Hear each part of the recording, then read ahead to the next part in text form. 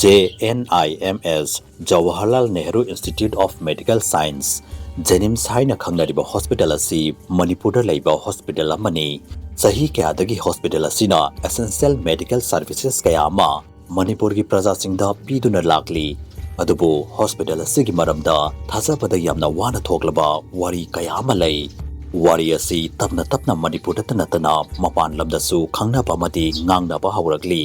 wari adudi hospital asi tamnaba hospital amani haiduna hainei madudi hospital asigi gynecologist department amadi manata leiba washroom amadi corridor sing asi nungdangi matamda safe oide asigumna nongma nungdang ama Miss Ananta koba handakta nauna join tawba nurse nupi ama nungdangda gynecologist department da patient amabu yengduna leirami matang aduda mahakna ikhang khawtana corridor daki kanaguma mana kappagi khonjel ama tarami khonjel adu tabada mahakna ahinga thengba sida kapliba si kanabo irba jatno haiduna khalami maha corridor da thoktuna mafam adubu yenglami mahakna corridor aduda kappagi khonjel budi tarami adubu kanamata leiba uramde mahakna wafam asi icham sambadi malamde maha corridor aduda khonjel adu lakliba maikai adu tamna chatlami maha corridor adugi aroiba saruk adu fau laklami adubu mafam aduda mi amata leibagi mami amati uba fanglamde ananta masadu kiba amati mi paiba hauraklami maramdi khonjel adu adum hauba hengalaklami adubu mafam aduda kanamata leiramde ananta kiman matagi mahak patient room aduda amuk hanna laklami adubu mahakna patient room aduda chatki haiduna leithorakpaga mahakna mahaki maningda kanagmama leibagum taurami mahakna mahaki maningda kanagmama leptuna leibagum taurami adubu anantana leptuna leiringaita ikang khawtana corridor aduda thalabliba maising adu kofet kafet nganba hauraklami amadi second kharage manungda loina faki mado pumnamakpu adu uraba matungda anantana mangonda thokliba thokdogasi ichan chambadi natte supernatural power amani haibadu khangba ngamlami kappagi khonjel adusu adum hauraklami anantana maning leithoktuna yengbaga nupi ama patient gi fizol setuna laimaida famlaga mamaya du faklang do onsinduna kapla duna faklang aduda khotuna leiramba uki nupi aduna hanjinna wa ama khakta haiduna leirami nakoina ingonda tawbikhiba adu lali yamna lali mado uraba matungda ananta tuminna yamna kina leptuna leirami mahaki masa adu lengba fongamlamde anantana mangonda thokliba thokdogasi karino haibadu khanfam ama khanglamde mahaki mamangda famduna leiba patient nupi adu kanano amadi mahak asumna leimaida famduna leiriba sikarigino haituna khanduna leirami anantana nupi adugi manakta changi haituna tawbaga mahakna nupi adugi makha thangba saruki hakchang adu ina pungtai taiduna leiramba uki nupi aduna hawgalaktuna anantada onchintuna yenglakpada anantana ukibadu mahak thajaba ngamlamde amati masa pumbagi tu adu chapyunglami nupi adugi matambakta asiba angang ama pamduna leirami nupi adu angang adu pamduna ananta tapna changsilaklami corridor da thalamliba maising adu amuk hanna kofet kafet nganba hawraklami nupi adu ananta tapna changsilaklami amadi hanjinna wa amakhakta hairami nakhoi pumnamakna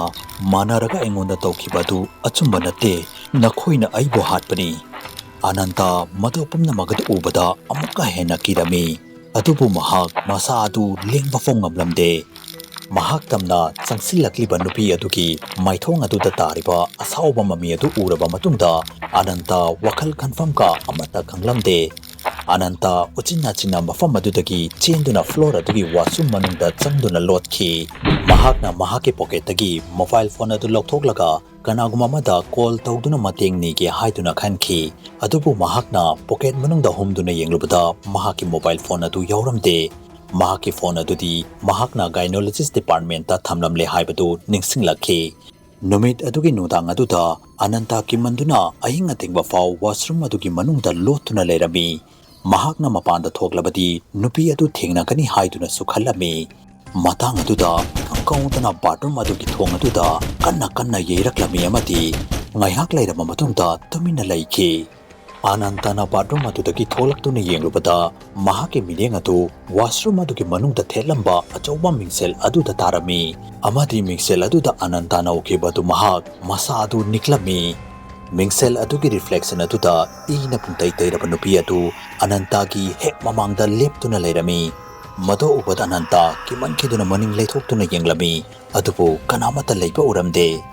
Anantana mahak wakal choirabra haiduna khalami mahak mafam adudagi karamna chatsige haiduna khalami mahakna hospital adugi atai nursing adu mataki floor da leiriba nurse ki ward adu da lei haibadu khanglami adubu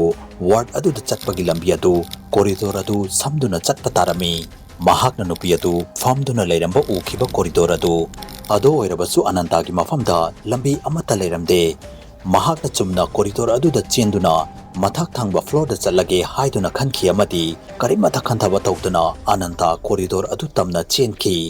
adubu mahak chena mahaki makhong adu karigumba taaduna leramba posaka mata khudi thijinduna makhada ontharami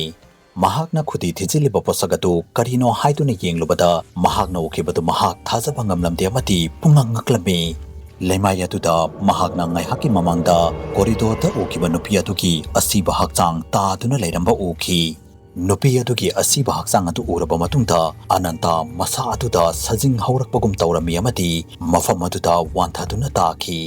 mathangi numit nongalaba matungda mahakna mamit pangthorakpada mahak masamak hospital aduda patient ama oina leirami mahakpo drip kaptuna leirami amati nurse mayam amasu mahaki manakta famduna leirami Anantana mangonda thokiba thokdogatu makhoi pumnamakta tamlami adubu kanamatana mahaki wari adu thajabiramde makhoi pumnamakna mahakpo thabak tawrini haidunabu nasaki haksangi khande haiduna haibirami mahak numit kharaniki suti lautoo haiduna su haibirami numit adugi nungdangda mahaki rumaduda kanamata leitaba matamda hospital adugi senior nurse nupi ama changlaklami amadi Anantana hairiba wasing adu mahak thajai amadi mahakna ngarang corridor da urakhiba nupi adugi maming Sayana kawi haiduna hairaklami Chaurakna ngasidagi chahi kunmuki mamangda Sayana mahaki pregnancy gi last week ki matamda abnormal anaba ma phaurakhi madona maram oibana mahakpu hospital atuda admit tawki pregnancy da complication ama oibana doctors na Sayana gi imung manungda makhoi Sayana natraga angang makhoi ani gi manungda ama khakta kanma ngamgani haiduna hairaklami mahaki imung manungna angang atubu kansi haiduna khanakhi adubu complicated operation aduda sanaya amadi angang makhoi animak sikhi nomit kharanagi matungda sanaya gi nupagi mayum adusu mai chaklakpadagi ut oina tumkhi amadi makhoi gi imung manungi mipumnamak accident aduda loina sikhi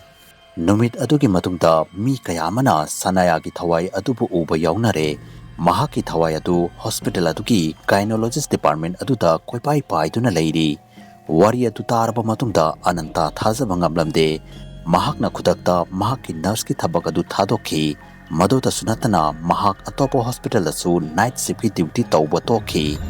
adomna kari khali tasengna maki JNIMS haibadi JNIMS hospital asida tamnaramgadra commenta soidana haipiramo Facebook ta Manipuri horror story gi Facebook page fu follow tawiramo